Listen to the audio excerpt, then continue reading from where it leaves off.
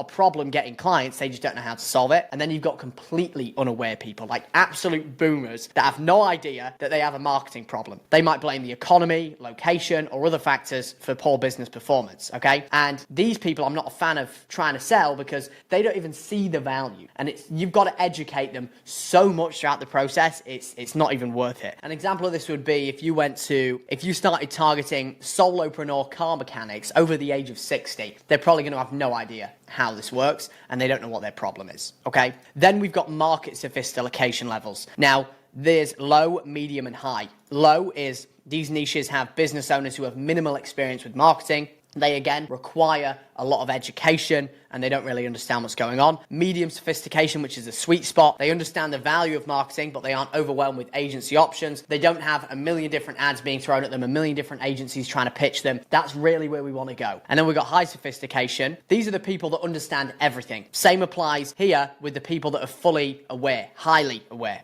Okay, and I've found that the ideal niche has business owners with medium awareness and sophistication levels. They know they need help with marketing. They just don't really know what's out there. They haven't been pitched a lot. That is what we refer to as a blue ocean. Nobody has tapped into it at the level that people have tapped into other crazy niches like med spa, remodeling, agency owners. Everybody's in those niches. So you want to pick one with a medium awareness and sophistication level. And then finally, we've got consumer demand type. Now, what this means is how much does the consumer that buys your client service actually need it? So the way that we determine this is you just ask yourself the question of how much of the service your client is selling is a want to a need. A want is discretionary spending. It's not needed at all. And the minute an economic change goes on and people get worried, like the Trump tariffs, for example, people stop spending on it. A need is something essential, consistent demand regardless of the economy. An example of a want would be if you run a medical spa, getting a facial is a want. The minute that Trump decides to put tariffs everywhere or a war breaks out, which is kind of going on now, people are going to stop spending on that stuff. They're going to cut back because they don't need it. Now, a need would be somebody is in agonizing tooth pain and they need to get a tooth removed. And then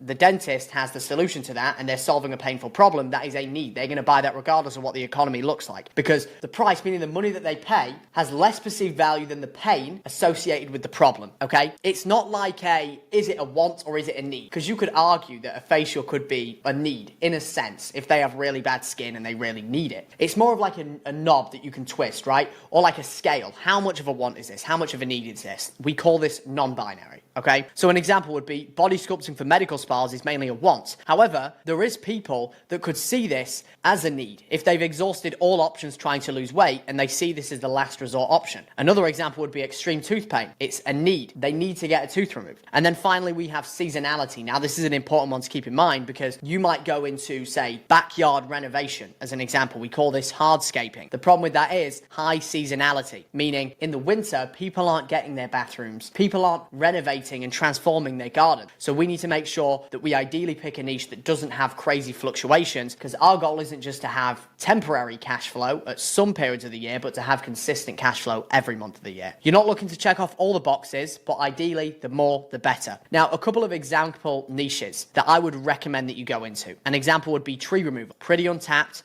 emergency based a lot of the time. It is a need, high ticket and year-round demand in most regions. Home remodeling, one that nobody talks about, is ketamine therapy. Ketamine therapy can help with PTSD, depression. It's a new treatment that's recently been released out in the US and Canada that can help with those things. And then pain management. So things that can help with chronic pain. You've got stem cell treatments and there's a bunch of different devices that can help with those things too. Now, some examples of bad niches would be gyms, low ticket, extremely competitive, high sophistication, high churn, massage parlors, permanent makeup, and just general web design. And if I wasn't so balls deep in med spa, I would have already moved to one of these higher leverage niches. I've spoken to hundreds of agency owners who, with all due respect, some of them are donuts, but they're making ridiculous money just because they're in a better vehicle. And it serves you to be in a hard niche to crack in the short term because you can develop more skills than anybody else, but in the long run, it's not worth it. So just pick the right niche right out the gate and it will save you so much time. And the final thing I'll leave you off on before we go into actually selecting this niche is if I'm in a med spa, like I run a med spa agency and I need to get my client 10 showed up patients just to break even. And I offer a service where not only do I generate their leads, I follow up with them, I book them in like the service that I showed you a minute ago. There's 4 things that you get to get your clients results. You get them leads, to raise their hand and say they're interested. You then get those leads, turn them into bookings. You get those bookings to show, and then you get those shows to close, meaning they buy a treatment plan, they buy whatever the hell the clinic is trying to sell them, okay? You can see there was a lot more moving parts here, and I have to get a lot more volume. Now, if we go to a remodeling example, I might need to get them half the leads, half the consultations. There's no show rate problem in remodeling, because if you can pick a niche where your client goes to the consumer's home,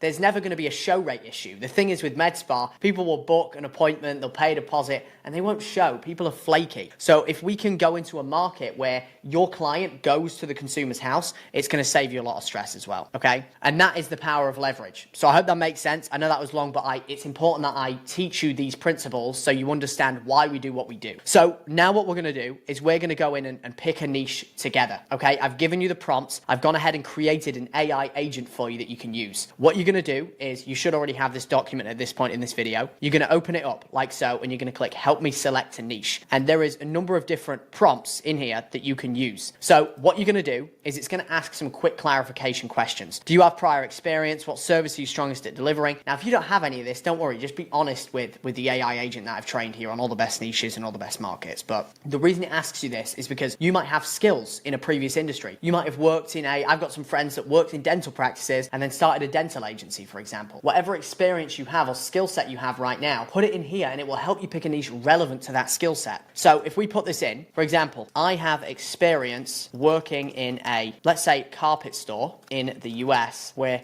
we helped to install floors and carpets, just so it has more clarity. What service are you strongest at delivering? You can just put what we're going to be doing. I want to run Facebook ads and nurture their leads. Are you looking for something B2B or B2C? Now, if you don't know the difference, B2B stands for business to business. We ideally want to go, it doesn't really matter here. I'm just going to put doesn't matter. And then B2C stands for business to consumer. So in your agency, you're B2B. You're a business and you're targeting other businesses, say carpet cleaning companies, remodelers, roofers. B2C would be your clients, okay? So your clients usually serve consumers. Like, for example, a remodeling company is targeting consumers. It's not targeting businesses, okay? How hands-on do you want to fulfillment to be versus building a leverage model? It doesn't matter. We're just going to put leverage model. What kind of offer are you most interested in building? I want to run, and we're going to get into pricing in this section anyway. I want to run a retainer plus performance, okay? Then from there, it's going to go ahead and give us a number of different niches. It's going to give us TAM size, average ticket, seasonality, market, competition. It's going to give us all of the niches based on the information that we put in. So we can see it's going to go in and rank all of the different niches that it would recommend us to go into. And I would encourage you to pick a niche that sounds really weird. It needs to, like, if you can find a boring business to make money for, oh boy, it's going to serve you immensely, okay? So we've got custom flooring and carpet installers. We have the experience, trust, fast attraction. Homeowners spend 3 to 20K per project. Low sophistication, most of them suck at marketing. There's 80,000 flooring contractor businesses in North America. The US alone has 55K. That checks the box of the market being big enough. Typical client budget is big enough. And proof of concept, agencies like Floorforce and small boutique lead gen agencies charging 2.5 to 5K, 50 to 150 per estimate. So it even has pulled our competitors here. Second option, bathroom remodelers. Third one, which is really unique, epoxy flooring contractors, garage, commercial, industrial. High average ticket size, new yet growing demand, no dominant agency. TAM size is 20,000, so that's pretty small, to be honest. But it is a very, very unique niche that I've never heard of before. Custom home builders. Okay. And then 3 additional hidden gem niches: mobile home park installers, accessibility renovation contractors, commercial flooring. Okay, so I think out of these, the one that I'm going to go ahead and pick, and what I'm going to do, and by the way, quick shortcut, you can make a document by going doc.new. We're just going to go agency build out, because I'm going to be building this out with you, so you can see the process live in the way that I think about these things. So I would spend maximum 30 minutes, just like you can go back and forth with this and go, okay, I want to go into a niche with at least 50K people in the US, but I want it to be a blue ocean, really unique, boring business nobody is targeting right now. Yet, I want it to have proof of concept. And what that means is I want somebody else to have already done what I want to do in this market, so we can validate that it's working, okay? So, carpet cleaning and rug services, okay? Interesting. Construction site cleanup, post-construction cleaning. Ooh. Window cleaning, okay, this one's pretty low ticket, I don't want to go with that. Junk removal and hauling services, okay. I want something that charges the end consumer at least $5,000 per whatever service they sell. This creates leverage for me to make more money. After this, we're going to make a decision, okay? Accessibility and aging in place home renovation contractors. Door widening routinely costs 20 to 75k, far exceeding the 5k threshold, growing demand. Why it fits your criteria perfectly. Walk-in tubs and showers, ramps and stair lifts, full bathroom conversions. Suggested offer and fulfillment. It's even giving us this as well. Okay, I like this.